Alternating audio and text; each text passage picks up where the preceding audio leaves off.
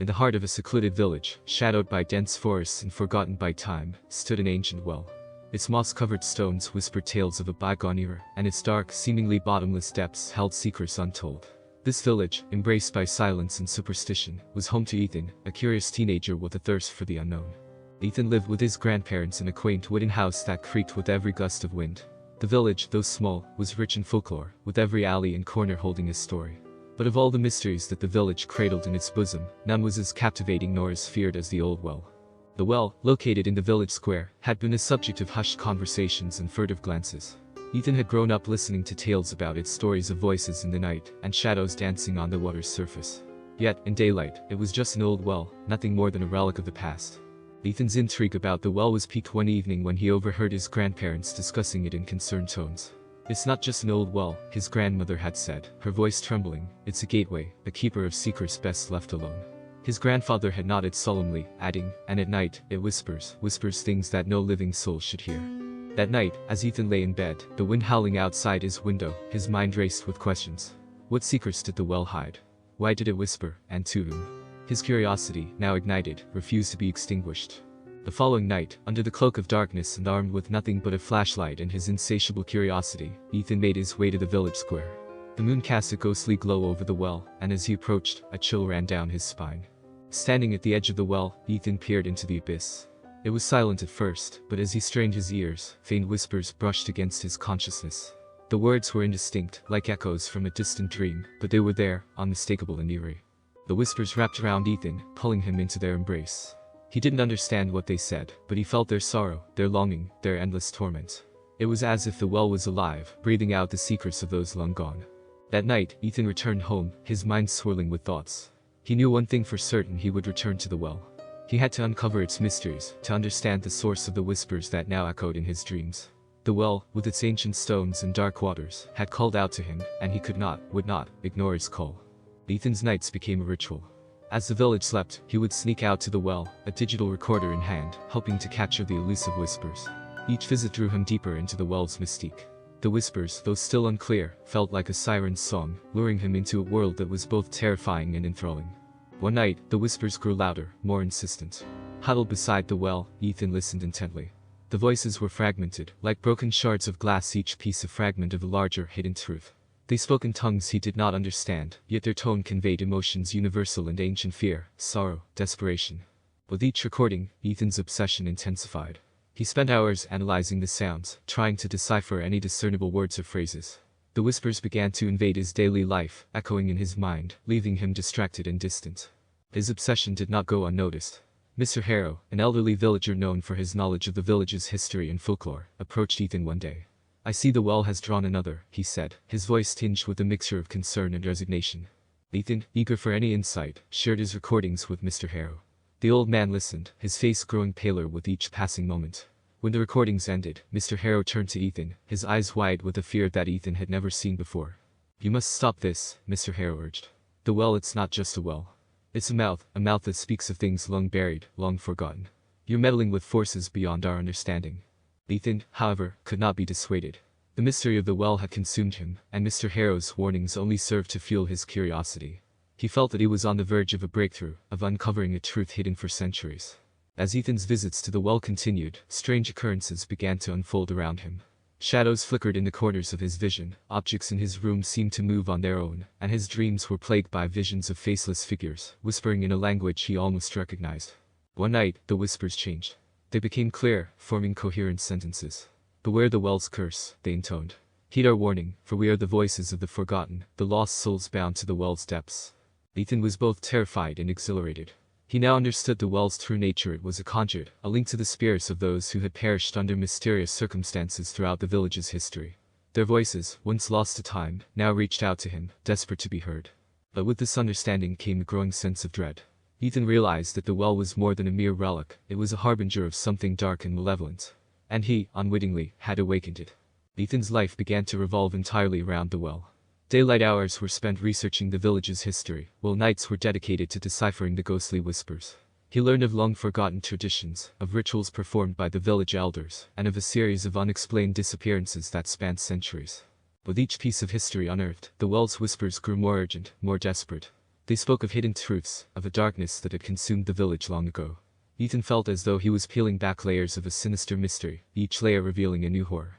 As Ethan delved deeper, the line between the living and the dead began to blur. The whispers invaded his waking thoughts, their voices becoming a constant, unnerving presence. The villagers noticed a change in him. They whispered about the boy who talked to the well, who had been ensnared by its curse. One evening, as Ethan sat beside the well, a voice emerged from the cacophony of whispers, clear and commanding. "Find the ritual," it said. "Break the cycle." This new directive consumed Ethan. He scoured the village archives, piecing together fragments of ancient texts and forgotten lore. His search led him to a revelation. The well had been the site of a dark ritual, performed once every generation to appease an ancient entity that the village elders had feared. The ritual, however, had been abandoned decades ago, forgotten by the modern villagers. Ethan's findings explained the strange occurrences in the village, the unexplained disappearances, the eerie happenings around the well. It seemed that by neglecting the ritual, the villagers had awakened something malevolent, something that now reached out from the well's depths. Determined to put an end to the curse, Ethan sought out Mr. Harrow, hoping the old man would know more about the ritual. He found Mr. Harrow in a state of trance, muttering about the well and the darkness it harbored. Ethan listened, piecing together Mr. Harrow's fragmented sentences. The old man spoke of a ritual that required a sacrifice, a life given willingly to the well to appease the entity. The realization hit Ethan with chilling clarity. The voices in the well were those of the past sacrifices, souls bound to the entity's will. With this knowledge, Ethan knew what he had to do. He needed to perform the ritual, to offer a sacrifice to the entity, and break the cycle of horror that gripped the village.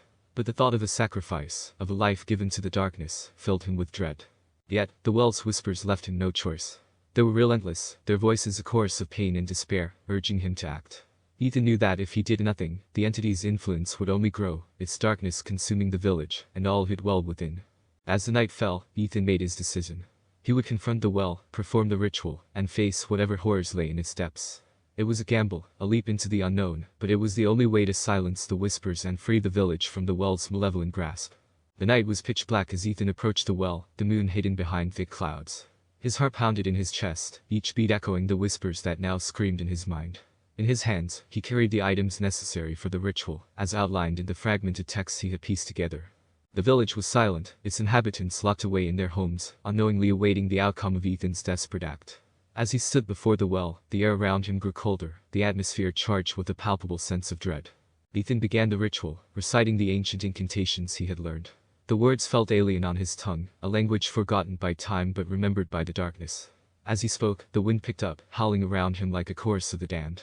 The whispers from the well intensified, a cacophony of voices that drowned out all other sounds.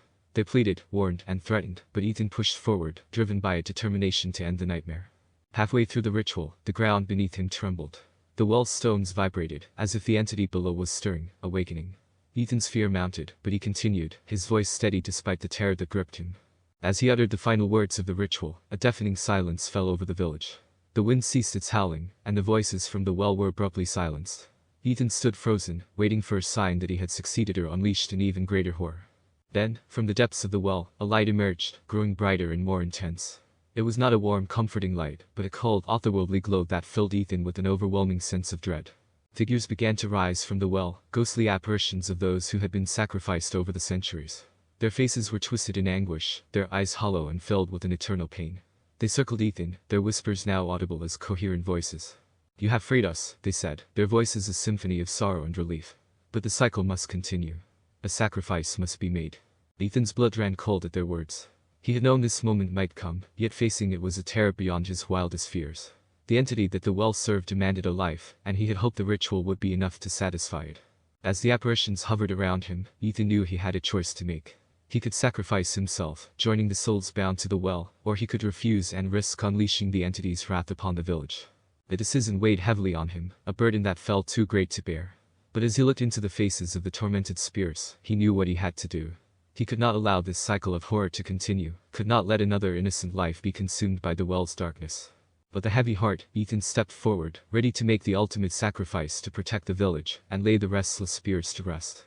But as he prepared to give himself to the well, a voice stopped him, a voice that was not from the well, but from behind him.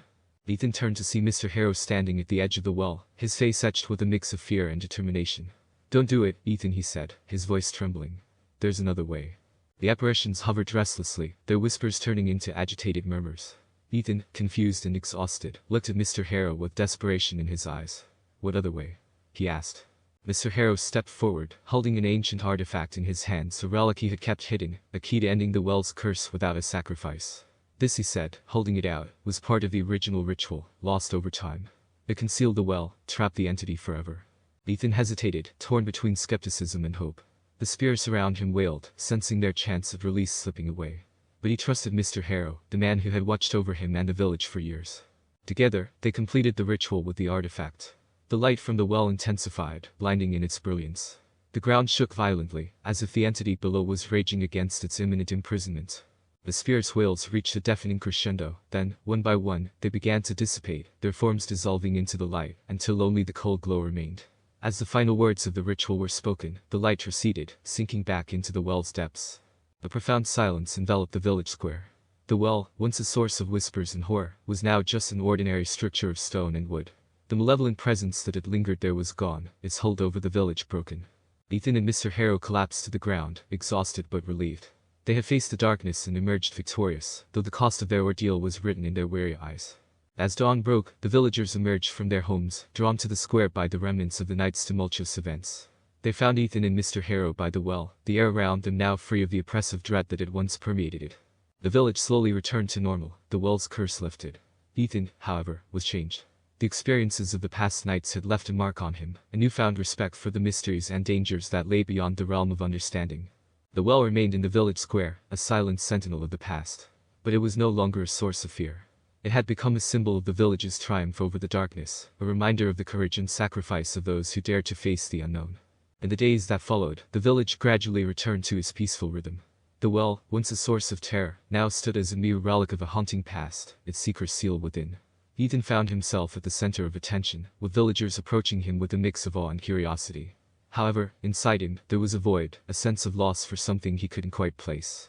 He often found himself wandering to the village square, standing before the well, gazing into its now silent depths.